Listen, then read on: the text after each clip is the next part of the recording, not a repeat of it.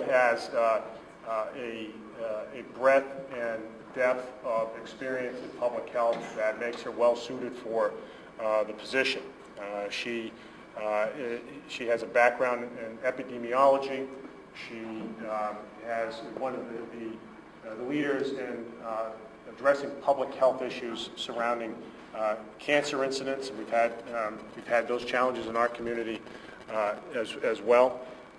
She's been a leader in terms of developing the medical marijuana regulations in the state. She does it all, and for many years she was one of the big, really the sole person who's dealing with AIDS on the island of Nantucket. Her experience runs the gamut, and Governor Patrick asked her to be the Commissioner of Public Health because of that experience, but more fundamentally because of her dedication to public service. Hers is a difficult position in a time when, again, resources are declining. So I appreciate, Commissioner, your coming here today, your willingness to listen, but most importantly for setting the bar high for all of us, for working well with all parts of the state, but including ours. And we look forward to the days ahead when we can tackle the big public health challenges that we have ahead of us.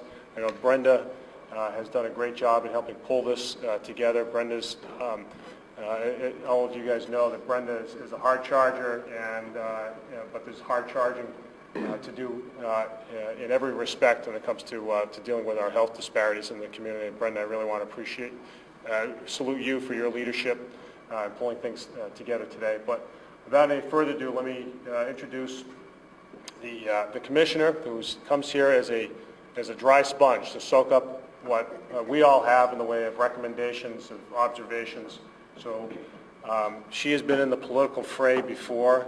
I'm not encouraging you to abuse her, but tell her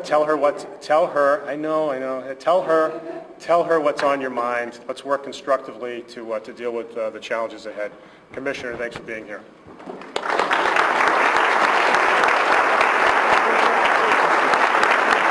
Thank you, Mr. Mayor. I really appreciate your stopping in to be able to welcome me and introduce me. I'm really excited to be here. This is Southeastern Mass, is actually where my heart and my soul is. I spent 30 years on Nantucket. I spent a few years on the Cape. I have family roots here in New Bedford, and so this is an area where I spend a lot of time, so I'm thrilled to be here.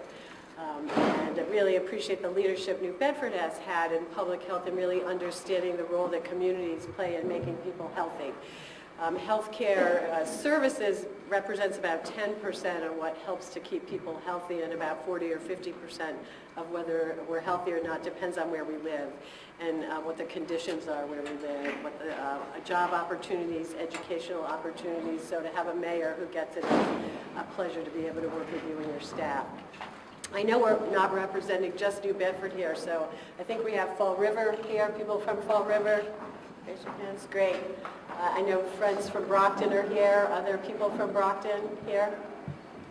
I think I heard Attleboro here. Great.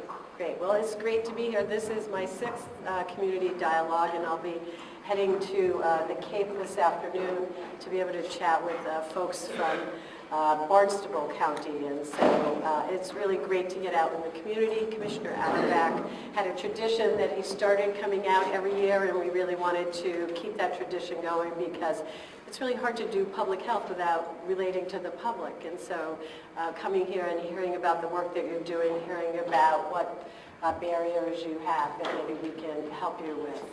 And so here we are to go over some of our goals. Our goals really haven't changed that much because we haven't really achieved all of our goals. And as you all know, we still continue to have health disparities, so there's a really important for us to make sure that we keep those in mind and promote health equity and health literacy in particular. Sometimes the work we do is at such a high level that people that we serve don't understand our educational information. Supporting the success of healthcare reform, that has really been big. Massachusetts has been leading the way in healthcare reform. In 2006, we passed the first healthcare reform bill in the nation. That was Chapter 58. state. And that was really about coverage, to increase people's ability to have health insurance. And we know that if you have health insurance, you're more likely to go to the doctor, you're more likely to have a primary care provider, and you're more likely to be in better health because of that. With that, making sure we now have about almost 98% of everybody covered here in Massachusetts, and almost 100% of children. But we know that coverage alone really doesn't mean access, and so we still have other work to do about access. There's a lot of churning in and out of coverage depending on where you work and what kinds of coverage you're eligible for. And then we also know that by insuring that many more people and people utilizing health services more, the cost to the state has significantly increased. And so we're now in the era of cost containment. We're in our sort of third iteration of healthcare reform legislation that's really thinking about what those community clinical linkages are and how do we get people out of expensive hospital care when we can prevent that kind of level of care and get them into community care, community health centers, community-based organizations. So we have a lot of work ahead of us in that area. And that really relates to promoting wellness and reducing chronic disease. Many of you are mass in motion communities. How many mass in motion communities here? Great. I think we represent about 4 communities in this particular region. And that's really starting to look at the policy systems and built environment and how they influence our health. And then strengthening local and state public health systems is really important. Massachusetts is a decentralized public health system, 351 health departments, and working collectively with the State Department of Health, so it's really important that we work collaboratively. And then reducing youth violence has been a big priority of the governor since he's been in, and the department has a big initiative around youth violence and youth at risk for violence. I just thought I'd remind you about the department. It's a rather large organization. We have 3,500 employees. There's the commissioner's office, and then we have some offices that really cut across all the work that we do in bureaus. And we have the Office of Preparedness and Emergency Management, which was really once a bureau and really focused on how to address health services and the continuity of care around hospitals and long-term care in the event that there was a natural or weather disaster that might reduce people's access to health services or might cause some issues around electricity and power at health facilities. But we really saw during the Boston Marathon bombings that we really needed to think about emergency preparedness in a much broader way than just these particular focus on hospitals, because we need continuity of operations for all of our public health services when something like that goes on. When we had the lockdown day in Boston, we realized from our substance abuse colleagues that there were methadone clinics that people were not able to access, and so we had to really think through what is all the public health work that we do on a day-to-day basis and how do we work with our partners to ensure that continuity. And sometimes when you work in a bureau, not that we don't talk to one another and work across bureaus, you can tend to get really absorbed in your day-to-day work and get siloed, and we're trying to be less siloed. And so having that be an office that really is part of our leadership team will make a big difference there. The Office of Health Equity, as you know, people with racial and ethnic minorities have a much higher burden of many of our chronic conditions and risk factors, and so making sure that all of our bureaus are thinking about health equity in the work that they do. And then our Office of Local and Regional Health, which is a new office that I'll tell you more about as we go on. And then many bureaus that I'm sure many of you have contracts with the Department of Community Health and Prevention, where we do our violence and injury work, we do our reproductive health work, we do the Office of Primary Care, and really trying to make sure we have access to primary care providers across the state. And then our chronic disease programs. Our Bureau of Environmental Health, we have Associate Commissioner Kanu with us, who also is the Bureau Director for Environmental Health, and really is a great leader in public health across our state and nationally.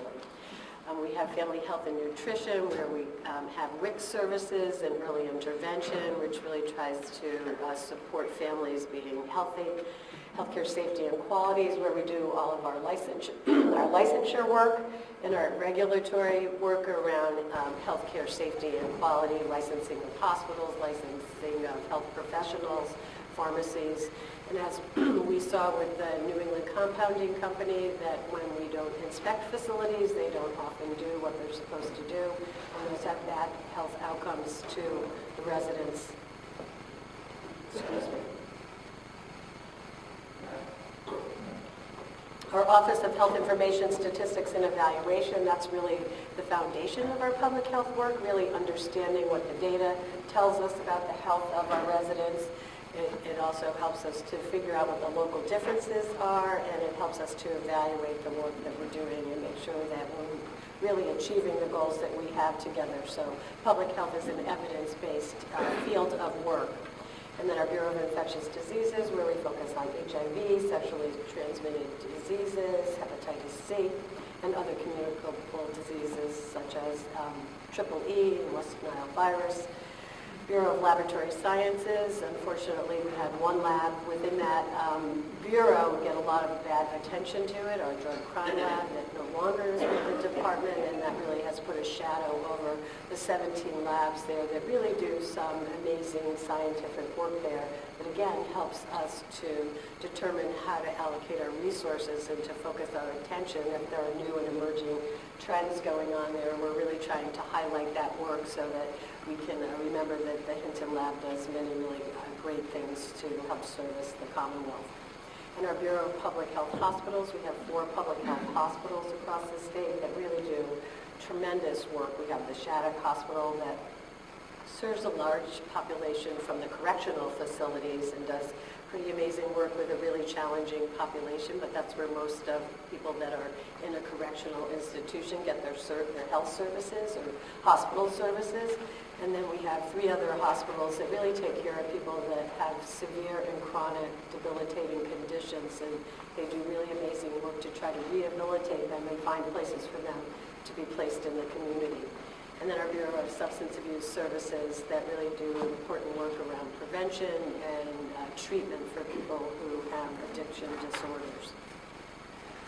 We have a $942 million budget. About 60% of it comes from 58 line items in the state budget, and the other 40% comes primarily through a variety of federal grants. We have about 115 different federal grants. We have 15 locations across the state, our 4 hospitals, our lab, our 5 regional offices, and then our central offices, and then some of our bureaus are scattered around the greater Boston area. And again, this decentralized public health system that I've mentioned, and we have over 700 different vendors that we contract with. So you really are public health on the ground, and that we work in partnership with you to make sure that we keep people healthy here in Massachusetts. Some of the key priorities since I came on, I've been at the department since 2008, coming up on my, I guess, 6th year. And hi, how are you? Good to see you. And I came in as the Deputy Director for the Bureau of Community Health and Prevention and became the Bureau Director in 2010. And then when Commissioner Auerbach resigned a little over a year ago, we had some change in leadership across the Commissioner's office. Sometimes you see that when a leader leaves, that some of the other folks that came with them go with them. And so we're rebuilding the Commissioner's office. And so I came in January as the Deputy Commissioner, and am honored to have been asked in June to stay on as the permanent commissioner. It's quite a challenge, but at the same time it really feels like all my community-based health and human service roots are come together in this particular position. So I love every day. There's something different every day. Usually a challenge, but there's a lot of smart people to help us figure out how to solve those challenges. But one big challenge, again, that we've been in the news, unfortunately, about is the regulatory functions, and this was around the New England compounding. Over time, when we cut public health, and a lot of times we say when public health is working, it's basically silent. There's no neon sign saying public health is working today. What a great job we did. It's keeping you safe. It's keeping you healthy. You go to a restaurant, you expect to have a healthy meal and not get sick, right? Well, if we're only doing inspections based on complaints or we don't have enough people, we have to try to prioritize. How do we try to get around the whole state and make sure that people are inspected? So we, in some cases, particularly in healthcare safety and quality, went to a complaint-driven system. And so once you have a complaint, you have to hope the impact isn't as significant as it was with the New England compounding. 700 people got meningitis and close to 70 people died from that. And that's really a shame, and that's a fault of all of ours, is that we cut the budget. We say, okay, well, there aren't any problems going on over there, so we'll cut that budget, and then we have this terrible outcome, and everybody says, oh my gosh, the department didn't do its job. So we went to the legislature, and we made our case to say, this is the kind of system that we're moving to unless we all work collectively and reprioritize the importance of regulatory functions. I like to say that we're friendly regulators because we're really here for the same outcome. We want to make sure people are ultimately healthy, and we hope that we can do that in a collaborative, proactive way, but if people aren't compliant, then we need to really go in and make sure that people are following the regulations that are put in place to ensure safety. We found by going out proactively to this compounding industry, once we had this incident happen, there are 40 of these businesses in Massachusetts. 11 of them were ordered to cease and desist operation, and another 21 of them had deficiencies that have since been corrected, but could have been leading towards a cease and desist condition there. And so I think that just emphasizes the importance of this work. And so I'm happy to say that this year in the budget, because we had these conversations with the legislators and told them how dangerous this system was getting based on our funding, we were able to get 30 new positions to really support regulatory work, and that is, again, in the pharmacy area, healthcare quality, and in environmental health. Suzanne was down to, I think, 4 food inspectors for the entire state of Massachusetts, and the city of Boston has at least 4 health inspectors. So this is really an important part of Public Health Foundation, and it's how we've really increased our life expectancy with this kind of core public health. Ensure that we have quality assurance in place there, that we have good management so that we can identify when perhaps something like that drug crime lab is going on, and that information gets reported up to the commissioner's office to be addressed with early on. We have a public health hospital that also has the State Office of Pharmacy Services. We provide medications for 21,000 residents in Massachusetts, many of them living in our public facilities. We have the Office of Vital Records, which provides death certificates, birth certificates, and many other vital information that helps us understand the population and helps us to drive some of our work. We have an arbovirus surveillance program that helps us to understand the risk factors associated with West Nile virus and with triple E, and helps us to plan our prevention and control strategies. And then we developed a new Office of Health Informatics in this day of unlimited information with the internet, and now with the All Payers Claims data, which is that all payers are giving their information into the Center for Health Information Analysis. We know an awful lot about what kinds of health services people need and are using, what it costs, where are those things happening, and to help us really plan how to use our resources in a way that targets better care coordination, helps us to target initiatives to have preventable hospitalizations through community-based care. And so how do we use this in this day of cost containment and payment reform to be able to demonstrate how we can coordinate care and save resources? And then community engagement and partnerships, that's always been a big part of public health. We work in many different ways with many of you in different kinds of partnerships that we'll talk a little bit more about. But this is, having been someone that worked in a community for 30 years, I'd like to really think that we're all partners in public health and getting our work accomplished. Some of the key initiatives that have been going on: opioid overdose prevention program. We have our nasal Narcan program that I know that the city of New Bedford has, and many of you probably work with this. This has been a really tremendous and a unique program. Again, Massachusetts leading the way in the nation. With this program, we've had up to, I think we're probably now over 2,500 overdose reversals. Is that right? Yes. That's pretty exciting. That's giving people an opportunity to really get help, get treatment, get into recovery, and then to address all their other needs and have a healthy and productive quality of life.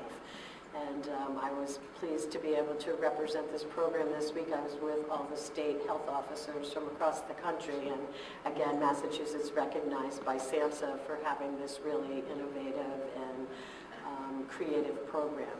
Our Prevention and Wellness Trust Fund, and I know a number of you probably have grants that you're waiting to hear about. This is a really exciting opportunity with Chapter 224. We got the $60 million Prevention Trust Fund, first of its kind in the nation, where we really are going to force hospitals and health systems to work with the community. Not that they haven't been community-minded in the past, but running a big hospital sometimes keeps people focused internally on what they're doing in their own little silo. And what we really know, particularly through some of the work that we're doing with you around Mass in Motion, is that the place where people live, the conditions that they live in, really affect the health of our population, and that in order to really reach healthcare reform goals in terms of health improvement and cost containment, that we really have to have this community and clinical linkage. So we are in the stages of reviewing the grants right now. I believe there were 20 applications, and our goal is to fund about 6 to 12 regions of the state to do these partnerships that are collaborations of municipalities, community-based organizations, and health systems, where we can really enhance our care coordination efforts and keep people healthy and well in their homes and in their communities, and save expensive hospitalizations for those conditions that really require that. So we're probably, I think our target is mid-January to announce these grants, and then we'll do a kickoff in March and begin to work with the grantees on how to accomplish these goals. This is a 4-year trust fund, and that we have to report back to the legislature how did we do in improving health and how did we do in saving costs. And this is something new for public health, this whole idea of return on investment. Usually we tell people, well, we had this program, we were going to do education about this disease, and we educated this many people, and we kind of stopped there. And we really need to now say, we educated this many people changed their behavior, and this many people had health outcome improvement. And we really need to do that. We've said for many years, I've been one of them, if you give us $1 in public health, we'll save $7 in healthcare. Well, now we have to show them that we can do that. And when we do that, I think this creates for us long-term sustainable public health funding that maybe won't be so tied to these exact deliverables, but we'll really be able to show that we can save money.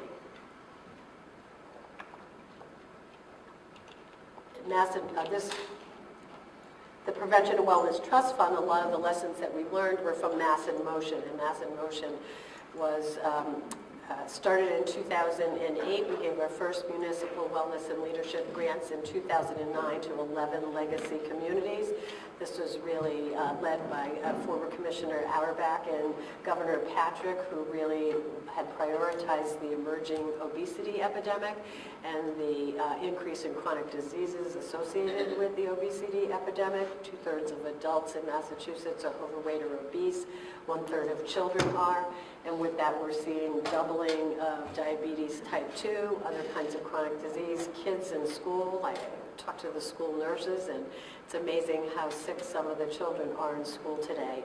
And so we knew we had to do something different. And at the same time that we were sort of called to action about obesity, we were looking at public health from this new lens of changing the conditions where people live, work, play, pray. Howard Koh's favorite quote there. But I think it's a really important one that, how healthy our communities are really an indication of how healthy the people will be.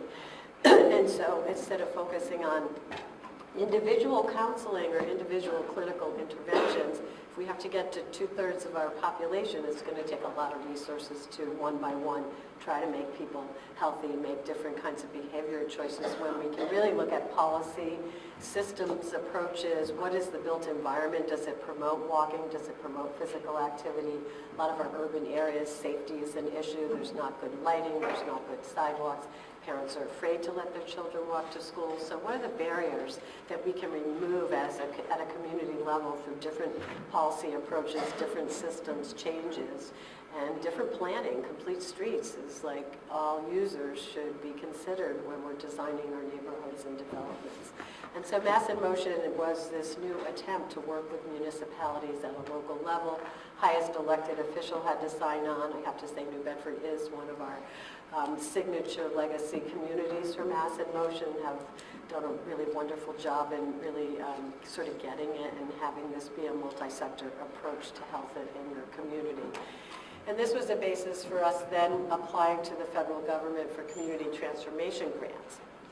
We were able to show in our Mass in Motion communities, 5 Mass in Motion communities had decreasing trends in their BMI rates for students in schools. And so in 3 years, that's actually fairly remarkable that we were able to demonstrate that. And by demonstrating that, we are the only state in the nation to get 2 community transformation grants. We get $3 million a year for 5 years to expand Mass in Motion, where we are now in 52 municipalities and reaching about 33% of the population, where we focus on policy systems and environment to improve healthy eating and active living, and then adding a clinical component to it by really trying to address hypertension. How, with this community and clinical linkage, can we help health facilities, healthcare providers, primary care providers look at their population not from individual patients, but from a population health management.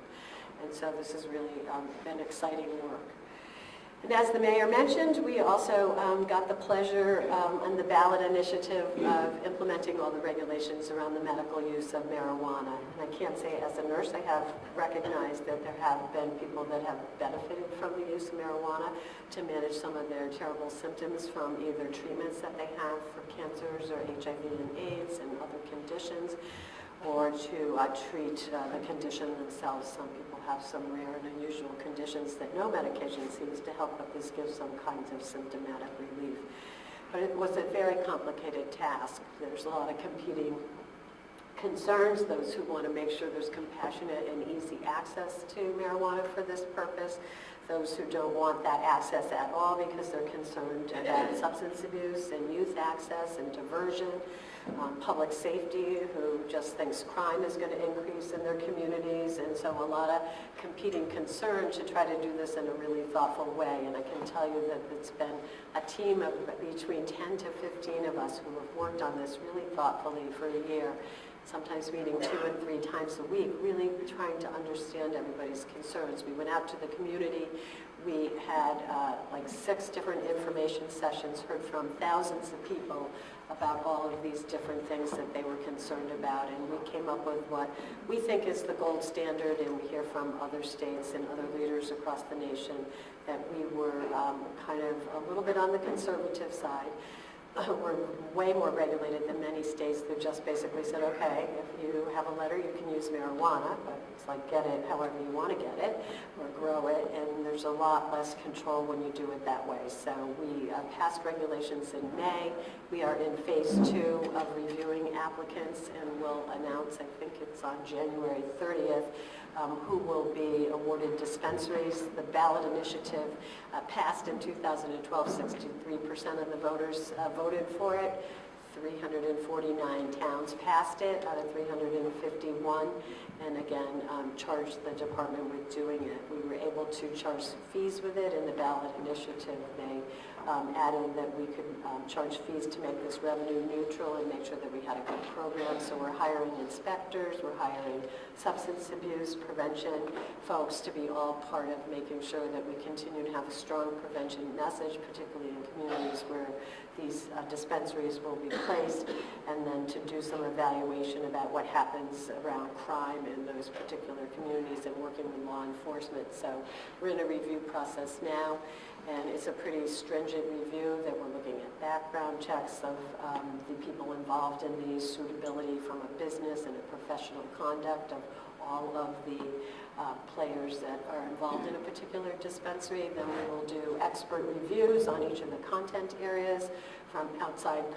contracted individuals, and then we have an internal selection committee that's made up of DPH, secretary, staff, and then some external partners who will look at all the different reviews that have happened and make recommendations on where at least one in every county should be, no more than 5 in a county, and no more total than 35 across the state.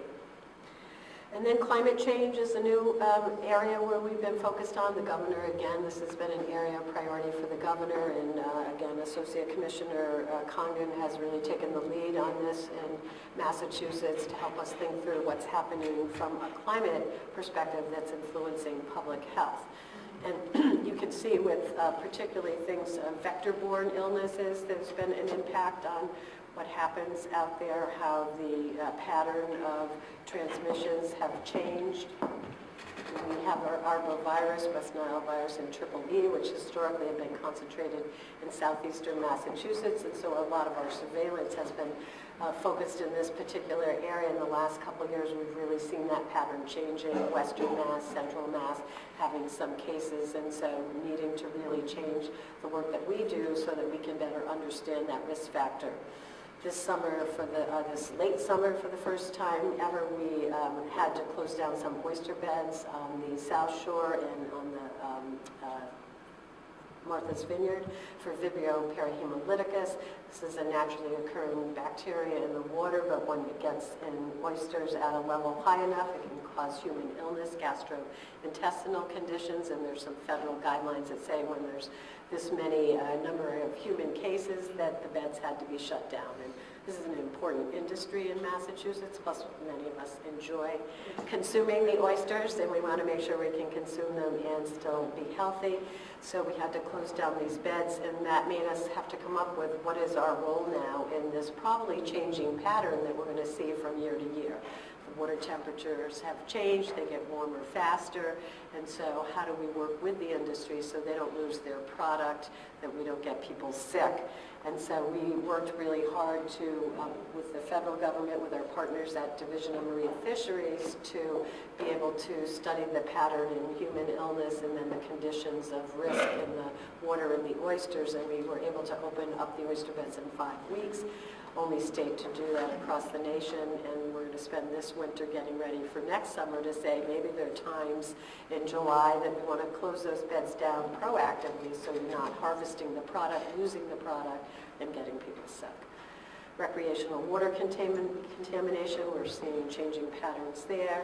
And then I think we all know that our storm pattern and our weather patterns are really changing pretty significantly. Storms are much worse, causing damage, causing things like housing impacts, to mold and structural issues, and again, all cause human health concerns that we're trying to get ahead of in this changing climate that we're facing.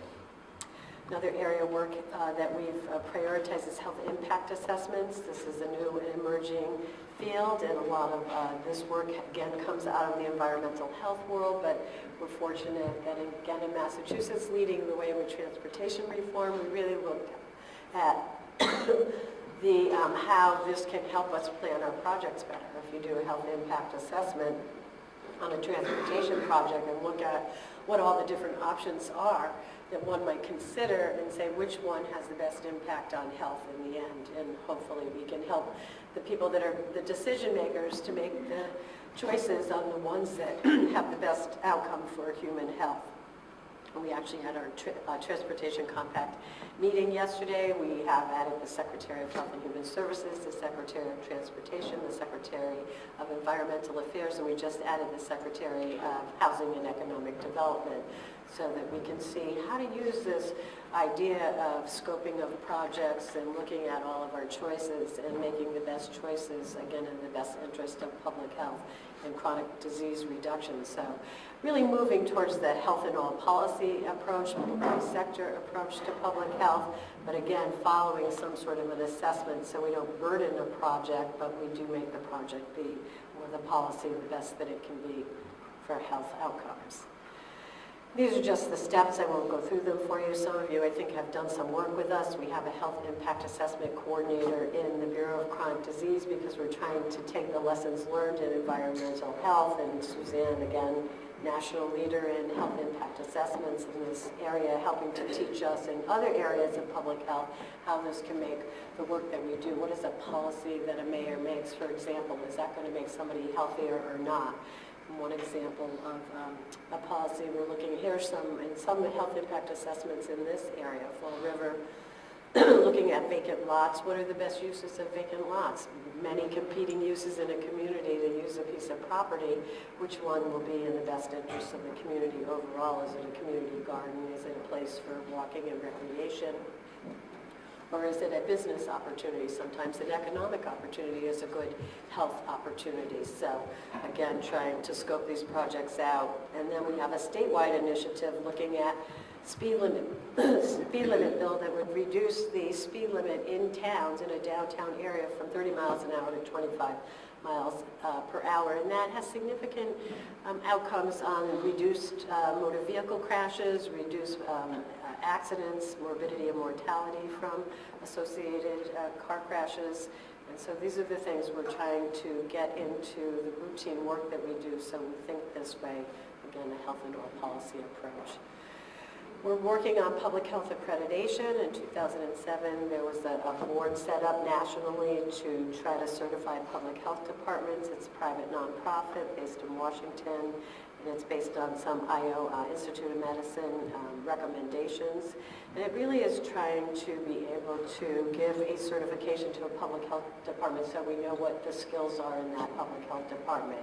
Do they have good quality improvement and performance management practices in place? Have they been able to demonstrate health improvement? We really are in this era now of accountability where we can't just say we do good things. We have to be able to show that we do good things. And I think that this, in the future, if I read the tea leaves right, will probably be, funding will be associated with this. Hospitals and clinics and other health facilities get licensed, they get accredited, they get Joint Commission accreditation. This will be public health accreditation. And so when the CDC puts out funding, they may say only accredited public health departments can apply for this. 2 states so far have been accredited, a number are in the pipeline. We're hopeful that we're applying by maybe September of 2014, and I think it takes about a year to 18 months after that in order to actually seek accreditation for all the different work that you have to do.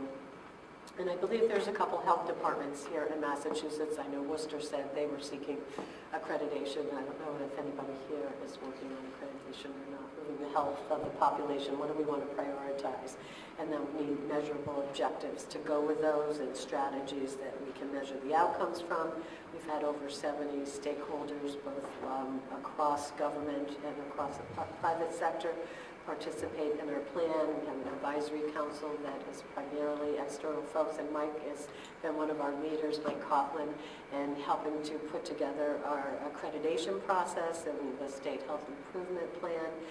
And we will be drafting a finalized plan and getting that back out for public input. We'll probably post it online, let people give feedback. We may even come out and do a couple information sessions where we share this with you, because we are then going to set our strategic plan based on that. Is how are we going to reach those health improvement goals that we set together. And then community engagement and partnerships. Again, one of our new priorities to enhance and support local public health partners is the establishment of the Office of Local and Regional Health. And this is to work with the 351 health departments and not only be sort of regulators or putting more regulations and work responsibilities on our health departments, but what kinds of training and technical assistance can we provide? How can we look at our resources internally different?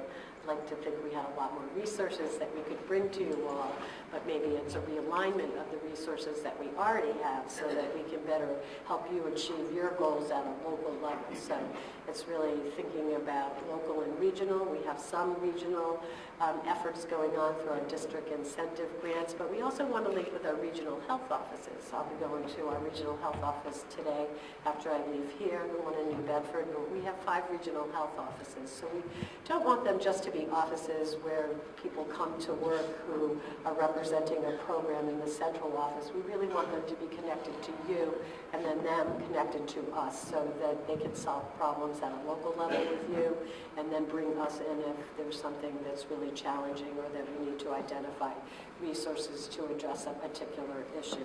So we're excited about this, and I do understand we once did have an Office of Local Health. We're hoping that this is a little bit more comprehensive and a little bit more linked to the department and across all the different bureaus. And I'm happy to say that this, again, is coming under the supervision of Associate Commissioner Suzanne Condon, and our new director for the Office of Local and Regional Health is Jana Ferguson. I don't know if people know Jana. Stand up and be recognized. Jana comes to this office with a great reputation of her own experience at a local public health department and also her work at regional level in emergency preparedness. The 5 regional office directors will be working with Jana, again, trying to make this linkage to your community and your priorities and linking to what's happening at all of our bureaus and making sure we're bringing those resources and expertise to you all. We'll also be working with the Health Officers Association. I attended their annual meeting this year and talked to them about it, and from what I hear from the local health officers, they're really excited about this idea of re-engaging with us closely, and they really made their voices loud and clear that they wanted us to be in their communities and see us and know who we are and understand what's coming down the road, because we tend to be more in tune to what's happening federally that we can help bring into the communities, and then vice versa, bringing up your needs up to the federal government as well. Also working with the Mass Association of Health Boards, and again, to me, I see this, I'm very much a team person, that there isn't, I don't sit in an office and figure out what I think is the best thing to do. I find the right people to bring together and say, you tell me what is the right thing to do. You're all the experts at the work that you do. You're the people that know your communities. As a community person, I can remember saying, oh yeah, the state, they want us to do this, but that'll never work in our community. So we want to have that flexibility with you that we can help make sure things work at the local level. And again, this realignment of resources. And then in terms of community engagement, I know one of the big ways we began community engagement in a more formal way in the department in 1992 under Commissioner David Mulligan, who I can say was definitely one of my mentors in public health. I was at a community based on Nantucket, got my first public health grant, and was in Community Health Network Area 27. And so I know this was sort of the first time saying that the department wanted us to work in collaboration, and we wanted us to base our work that we're required to be part of a HIA as part of our contract with the state, and that we would really begin to look at data, this linkage of evidence-based to the work that we do in the community, so that we were really prioritizing what the needs are in the community and not using our resources in ways that weren't addressing the most important issues. What we know is that some HIAs are amazingly strong and have diversified funding and have become, I think maybe some have even become 501c3s and are really leaders in public health in their regions, and a few of them have not been quite as successful. The other thing we know is that 20 years have gone by since that model was developed, and collaboration has really become the norm in public health. And data is routinely used for health planning, and nonprofit hospitals are required to do assessments, so many of them work with their HIAs and other community-based organizations to understand what the health needs are in their community. And now this new sort of focus on policy, environmental, and systems change is really recognized as the most effective way to improve public health. And so thinking about where do we affect policies, and policies are usually implemented by local government or state government. Unfortunately, we lost our county government several years ago, and except for Barnstable County, I know about Barnstable County government, and so that most policy work happens at a municipal or at a state level. And often It's really the local level, and as each local community changes policies, that it bubbles up to the state to a degree that the legislature then feels comfortable in saying that there should be a statewide policy. Tobacco is an example that community by community changed local policies and then got the state to recognize the importance of this initiative, and we passed the smoke-free policy law in Massachusetts. So again, this linking with communities is really important. Over time, we've created many partnerships, some of them because of our federal funding and requiring of certain types of collaboration, some of them by the work that we do specifically in terms of creating mass and motion coalitions. There are tobacco programs in different regions and municipalities, substance abuse, domestic violence, emergency preparedness. We have a number of different kinds of districts, regional emergency preparedness is going to actually get stronger with a new federal initiative around regionalization for preparedness. And then we also, now that we're working more with planning agencies because they plan how the zoning and the development happens in our communities, that they're a new sort of key partner in public health. Hospital mergers have created new service areas. These are the multiple ways that we make you work with us in partnerships. And I can remember being, when you're in a small community and you're on like 5 or 6 different partnerships, you can spend a lot of time going to partnership meetings. And we're really trying to look at how do we embrace all of our partners to keep the partners that have led the way in coalition building, the value of community health networks, the lessons learned from them, and to embrace all these new partnerships. We used to be able to do this through our once called the prevention centers, and then moved on to the centers for healthy communities that helped bring support out into the communities. And as the recession has hit us and changing priorities have forced us to stop funding these, which is really a shame. So we have less capacity to get out into the community, but we're not giving up. We're going to try to figure out, and hopefully with you, how do we provide that support in this new day and age. And so we've created the Community Health Training Institute, and that sort of evolved when we had to close down some of the centers and stop funding them, as we took some of the work that was going on in substance abuse and mass in motion and created this training institute that we work with Health Resources in Action on, helping us to do action institutes around our mass in motion work and our community transformation grants. And so we'd like to figure out how do we expand that and include all of our different partners. And in order to do that and get a better sense of what our partnerships were about, we did a study. We sent it out to all our contracted agencies and our advocacy partners, and we had 700 respondents, which is pretty exciting. About 92% of respondents said that they would participate in a coalition, whether or not it was required. 82% said because it was accomplishing the goals of the work that they did, and it was about issues that they cared about. So we were happy to see that this is something people value and want to do. There were 13 different types of coalitions. You can see the most respondents came. There were about 477 that answered every question, so we used those as the basis of analyzing our data. And that Chinaz represented about 200, a little less than 250 of the 477 completed responses, down to infant mortality coalitions that had just a couple dozen, but a wide variety of respondents. And I'm sure that there's many overlapping, that people are in 2 or 3 different partnerships or coalitions. We then asked people to sort of gauge what they thought was the accomplishments and the impact and outcomes of the coalitions that they worked in. And as you can see, they're actually fairly equal in value in terms of people feeling that this work really helped them to accomplish the goals that we had. Infant mortalities, a little over 60%, but they had the fewest respondents, so that probably correlates with that. And then substance abuse coalitions actually rank the highest here in terms of what people consider the effectiveness of it. But to me, what the message for all of us at the department is that these are all pretty valuable ways that we want to work together. And so what we've decided going forward, that we're not going to make you work in one type of partnership or not. We're going to let you tell us, we're going to tell you that you need to work in collaborations, that you have to have at least one partnership that you participate in, but you're going to tell us what that is. So when we ask you every year, are you part of a CHNA, we're going to ask you, who do you collaborate with? And that'll help us to continue to understand who our partners really are out there, and then how to align our resources to help support you.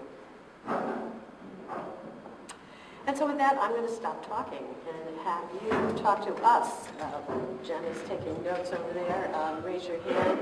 Love to hear questions, comments, and we'll be putting together a summary of all of our dialogues. There'll be a total of 8 dialogues altogether, one jointly with the Boston Public Health Commission that we'll hold in January, and then we'll have a summary of our work, and then we'll begin to think about how can we best go forward with community engagement and partnerships. So thank you very much. So if you want to speak, just raise your hand, I'll bring you the mic. Good morning. My name is Jamie Weaver. I'm a medical cannabis patient, and I'm a little bit out of my element, so I'm just hoping to be professional and get the opportunities first. I'm certainly aware of unprecedented efforts that the department made earlier this year to listen to communities around the Commonwealth. I won't go into the full laundry list, but if you look at the Department of Public Health website, the only information for patients and caregivers right now is a proposed fee schedule, which appears to be in contradiction to the legal section. We have asked for information for patients, caregivers, and doctors. We have asked the department to reach out to local law enforcement and state to avoid the numbers of patients who are being arrested, charged, having too high orders, having their property seized and destroyed. Patients are relying on the gray market right now. I myself have made at least 4 calls to the department, and I finally received a call back this week. Calls since the rules were put in place in May. Now, the mainstream press, the big ledger, accuses the department of stonewalling in not releasing information about the dispensary application process. Given that the department has lost all credibility with the public around this issue, given that it has and lost any faith from the community that it is mandated to serve, how do you plan to rehabilitate your image? How do you plan to gain the faith of the community you must serve? Thank you for your comments and your questions. We actually have a statement that will go out to the Patriot Ledger today, because what they said in that editorial was, in fact, true. We will be publishing the names of the selection committee. Probably, I don't know if it will be by the end of this week, but it will be soon. We are going through background checks on the selection committee to date, and I'd have to probably talk to you about some of your specific concerns. We've talked to lots of people and get different feedback, so I'm happy to talk to you separately about that. Follow up with you. Thank you for coming. Jim.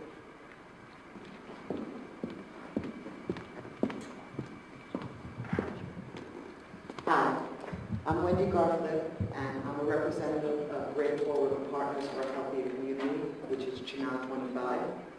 I am also the liaison for the Southeast Regional CHNA, which is comprised of CHNAs from Plymouth, Cape Cod, Fall River, New Bedford, Taunton, and Brockton. And I am one of the founding members of the newly formed statewide Inter-CHNA. And I'm a fierce supporter of CHNAs and recognize that they are one of the primary mechanisms for community engagement in public health across the Commonwealth, breaking down traditional public health silos to yield cross-sector, environmental, and system solutions to social determinants of health. Community engagement and collaboration partnerships are part of the MDPH overall strategy vision. Moving forward, it makes a lot of sense for the state and CHNAs to continue to collaborate in a more formalized way. CHNAs should be integrated into the future vision of public health in Massachusetts. As Chinaz foster broad-based dialogue and yield cross-sector solutions to public health issues, the state should build upon and expand the existing infrastructure. A core concept of population health is that the determinants of health do not exist in isolation, and effective strategies must address problems in a broad social context. Given the unique role of Chinaz to function as coalitions of coalitions in the communities they serve, they are uniquely positioned to convene diverse voices and work across issues to achieve functional solutions. As Massachusetts healthcare systems moves towards global payments and increased emphasis on clinical care partnering with community-based prevention efforts, ACOs, and integrated health plans, Chinaz can develop innovative partnerships to promote primary prevention where medical models of care do not. Therefore, we call upon the Public Health Council, DPH, EOHHS, to strengthen and expand the role of Chinaz throughout the Commonwealth in the years ahead.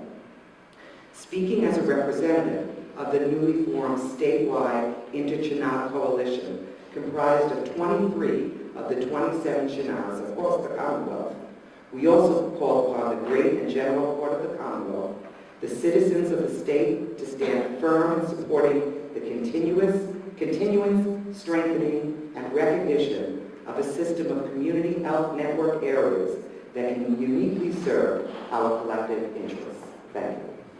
Thank you.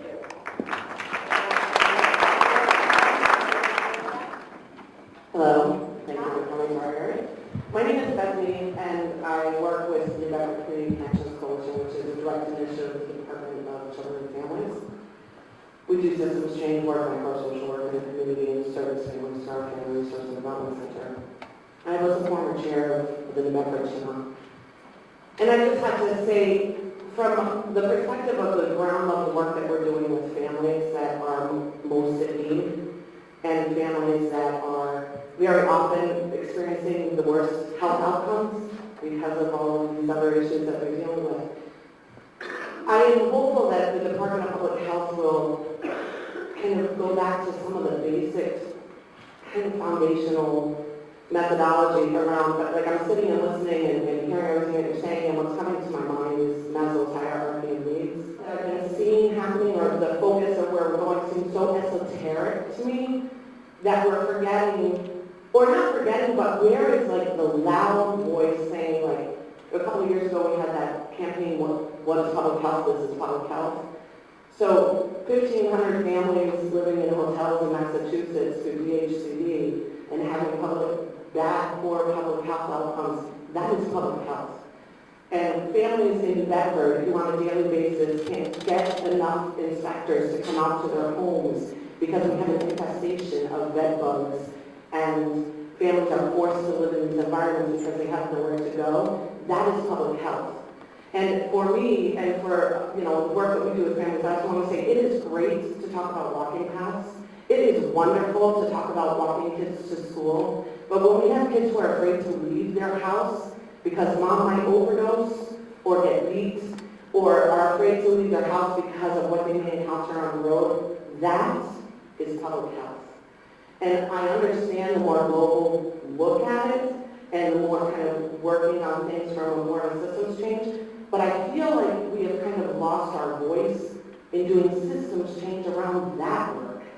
Systems change for those families who don't have a voice to speak for themselves. And I'm hopeful that going forward we will really take a look at that as being a priority, because when we can get 25 people in the room, we can do systems change on that if we try. So that's just all I wanted to say. Thank you. And this is actually just a snapshot of what the department's doing in many areas of sort of new initiatives that are on top of our ongoing work. And one of the things I think that this governor has done that's been wise is to put together these interagency councils to look at different kinds of issues that I think are about social determinants of health. There's the Interagency Council on Housing and Homelessness. The department serves on that, and so we do bring that lens to that, but because there's another agency that's their primary work, we're just one of their partners in that. and the same with domestic violence, and the same with substance abuse prevention. So we're really trying to look at the state level, that same sort of model that you're doing at the community level. But thank you for reminding us that's really important work that we do. It is part of what we're doing. Did you, No, because I think this is a good example, and one of the things that we've been speaking about in terms of this new office of local and regional health is actually to try to bring that down to the community level. The example I often use is our 4 families folks that work in our Bureau of Family Health and Nutrition. They have staff that sit in the regional office. I have staff that are community sanitation inspectors. They're housing inspectors. They're the ones that enforce the housing code. Wouldn't it be great if those kinds of calls don't have to come into the central office in Boston, but in our regional office we can say, hey, let's get the 4 families folks in here with community sanitation and help solve that problem locally. So that's our goal and desire. Much more to come on that, but this is fantastic feedback because this is exactly the kind of thing we're thinking about. So thanks.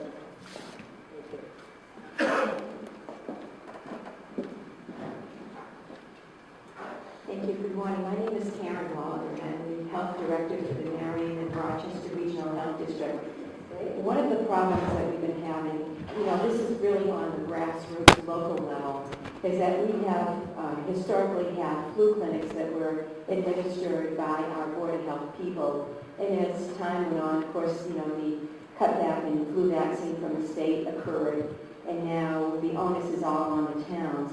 Well, the biggest problem that we're having right now is I have a very limited staff of public health nurse that works for me maybe 2 to 4 hours a week, and I have another nurse in the other town that works less than 20 hours a week.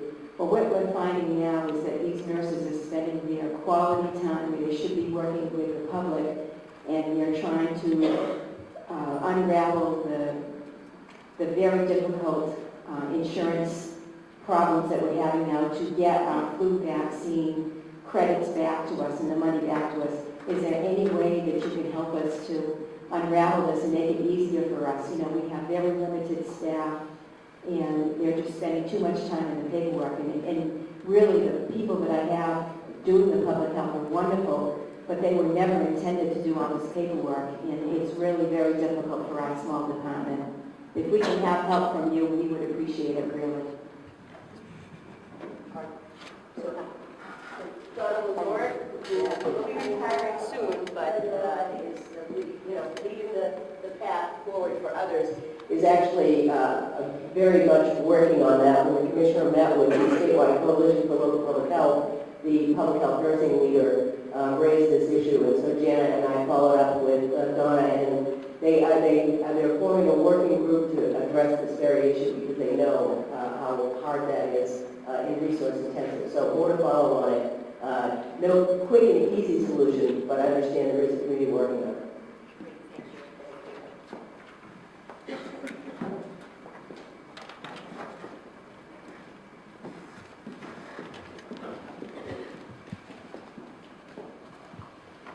Hello, I'm Barbara Axon. I'm the chair of the University Allies for Health and Wellness, number 26. And I would like to address the issue of continued support for Shanaz. One of the issues about any kind of access to health or wellness is that it's really broad-based. It has to be addressed across sectors, and as Nancy talked about, the social determinants are so important. And I feel also that we need to have a continued formalized structure by the Department of Public Health to support us in doing that. Every month, our people come together. Most of the people in this room are from our coalition and others. And we sit at the table and think of ideas, we share information, and we address intervention. That cannot be done in another way. It cannot include the social determinants without having the broad base. And we were talking about selecting partners, but I believe you did say that we know our communities best, and therefore we know who we can work with and who's doing current work. So I would hope that we get a formalized structure to allow Shanaz also, and all the Shanaz, to continue and sustain their work. Thank you.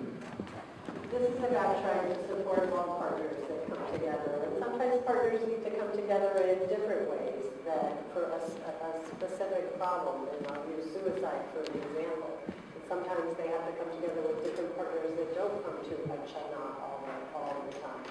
And they need that specialized approach. So this is about trying to embrace everybody. And however we can do that, we have to sit down and think about ways we can do that.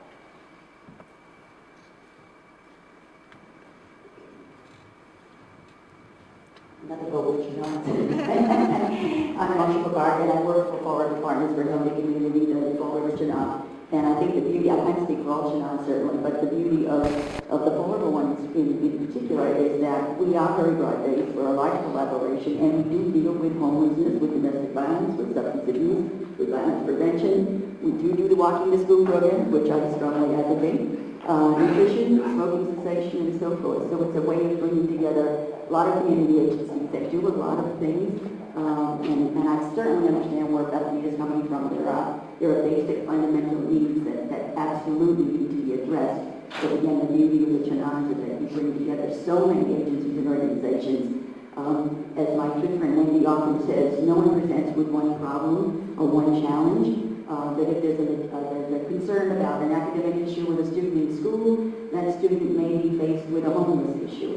There may be a substance issue. There may be health issues. There may be job-related issues, the economics, and so forth. And the only way that we can address those problems is collectively. No one agency does everything all together.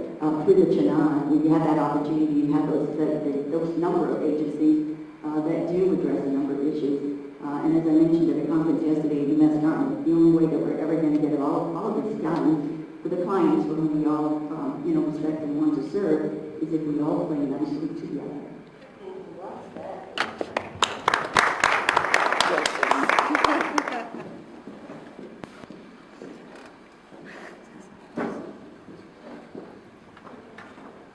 Good morning. Thank you very much. I'm Deb Rogers. I'm the chair of the Chenal 24 Greater Taunton Attleboro community area. I'm also an employee of North Hospital and have been an employee of a variety of hospitals. The reason I joined, went to the first meeting of Chenal 21 years ago when I read this newspaper. Having been an emergency room nurse, watching patients use the emergency room for a variety of reasons, half of them not needing an emergency department, it occurred to me that it was the same thing as putting all of our patients into the ICU, a very costly endeavor when we could be spending money on having inspectors inspect homes for all of the variety of reasons that everyone is here. So instead of adding more money and letting it all leak out everywhere, fill some of these holes, fix some of the quick fixes so that you have money for all of these very important needs. And there's nothing better than having a network. And that's the end in Chenal. So having these networks locally, inter-Chenals, state Chenals, it is such an advantage to have a group together to be able to try things that work somewhere else and instead of reinventing the wheel. It is in the past 21 years, I can't think of very many other activities that I have participated in the emergency room as a manager on the floor of care management. I have to admit, it's self-serving. Knowing my community, the very first thing I did when I moved to Taunton was get out there and find the Chenal. Who's in there? What network is it? They have such a broad base. Each community is a little different. Some of the needs, some of the agencies have a louder voice depending upon what the needs of those communities. I don't have to wait for the community needs assessment. I go to my Chenal meeting. I can see, I can hear, I know what's going on. We need them. The state needs them. And right now, the federal government needs them as well. I'm hoping that the Prevention and Wellness Trust Funds will actually really be able to help us figure out some of this And that's community Chenal, linkage. who represents the group that is applying for these. Great. It's the SHANA who pulls together that group to apply for this. The SHANA is the group that pulls together the other group that needs to do something else. But you need to have someone to go to, right? I don't think anyone's saying that you shouldn't continue to meet and do your work. We're just saying make that wheel bigger and make sure all these, the department's responsible for all these 13 different kinds of partnerships. It'd be great if the CHNA became the umbrella for all of those in a particular region. And I think regions spring up in their own ways with multiple coalitions, and our job is to try to help them all. So this is not about one or another, it's about everybody in the same sandbox. So good luck. So all of your CHNAs have been the leads in writing the Prevention Wellness Trust Funds? Yes, no.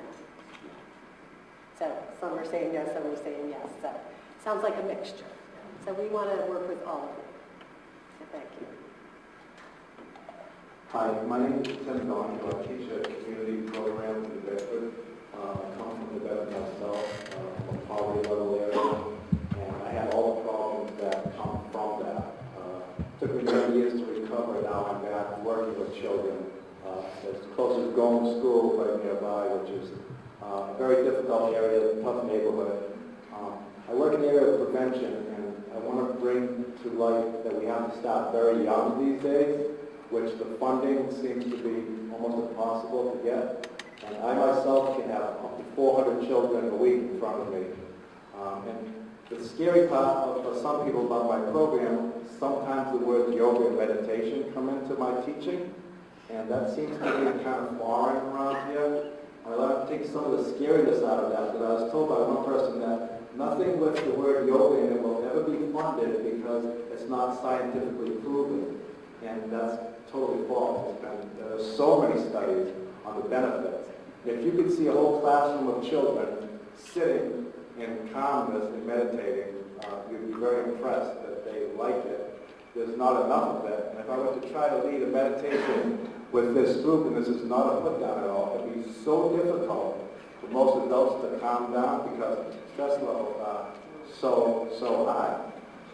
If you don't start young, these kids will get involved in alcohol and drugs and tobacco and crime, which is a fact of life. You have to start in elementary school age these days. And my program is called, it's a life skills program, and it's by Yoga Kids, Inc. And I've been doing it for about 12 years in the Bedford schools now. And as I said, funding is very, very difficult.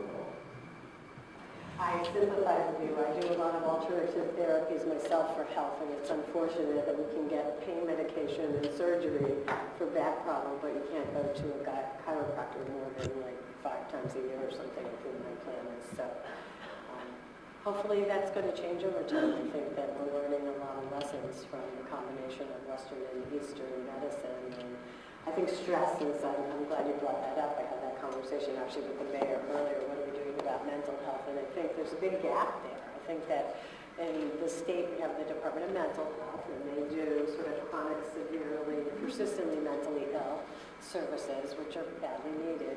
And then we have public health, who deals with sort of people with physical health, but a lot of sort of functional mental health conditions like depression and stress, anxiety, drive chronic disease. And so I think it's a gap that we're beginning to talk about is who's responsible for that. Is it mental health or public health? And we think that's really public health that is aligned with our other health one. So in the Prevention and Wellness Trust Fund, we did add that no matter what condition people were working on, that sort of 2 underlying principles were addressing health disparities and health equity, and then behavioral health services. So hopefully we'll begin to move into that arena because I know that I need yoga and meditation at the end of the day. Hi, my name is Melissa Weidman, and I'm Director of Community Relations for Hope Health. We serve 6 counties in this region, from Provincetown to Boston, with services for patients and families experiencing the impact of serious illness and loss. And we work a lot with mostly with the CHNA on the Cape, but now reaching out more in this area. And one of the challenges in my role is I go around and try and get the word out to elders about our resource as a nonprofit, and talking about services in general and options for end-of-life issues. And my question is, we work a lot with councils on aging, and it's very interesting as you go around to all these 6 different counties, the disparity in the resources that are available and the types of facilities and the different interpretations of their role. To me, the councils on aging are the front door for many of the elders in our communities for how they're going to receive services. And I see staff that are very overworked, understaffed, under-resourced, and sometimes my question is, sometimes I'll go in and give talks, and in Fall River, New Bedford, Taunton, Brockton, it's very welcomed. People are very interested in what's available for them, what are their choices. And sometimes in other communities, I'll get, if we let one in, we have to let all in. So we don't let anybody in. So then how do we partner for having ways in which we can communicate and dialogue and provide information? And are those interpretations something that, you know, that there was a sense that there was liability And who are in they? providing information? What's that? Who are they? Directors of the COs. Yeah. That, unfortunately, is not under the Department of Public Health. That's the Secretary of Health and Human Services. Oh. But I do work pretty closely with her because a lot of our work around health promotion is across the lifespan. And I also serve on some of those senior care forums. So that seems unfortunate, but I will put that on my list of conversations to bring back. We'll be summarizing all of these, and I'll be sharing them with the secretary. Come back with a lot of your comments and let people know, so that, again, this is about thinking collectively about how we improve health and get some of these wonderful services to people. So thank you for your work.